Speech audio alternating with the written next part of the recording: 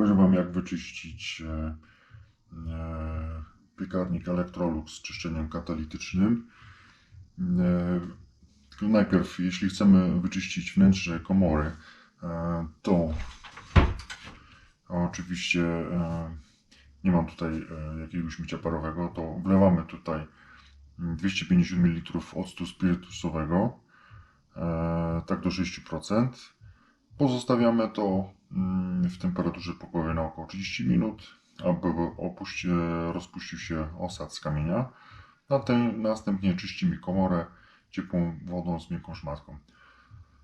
Natomiast jeśli chodzi o to, żeby wyczyścić piekarnik z wykorzystaniem funkcji czyszczenia katalitycznego, wyciągamy wszystko, co jest w środku. Następnie wybieramy sobie, tutaj dajemy na pierwszą po lewej stronie, wybieramy menu, dajemy środkowe, tak, przyciskamy OK,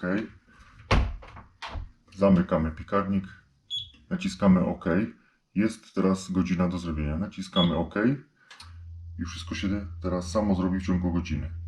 Po zakończeniu czyszczenia będzie taki sygnał dźwiękowy i piekarnik się wyłączy. No i wtedy, jak już piekarnik ostygnie, trzeba wyczyścić komorę miękką, wilgotną szmatką. I tyle. Dzięki.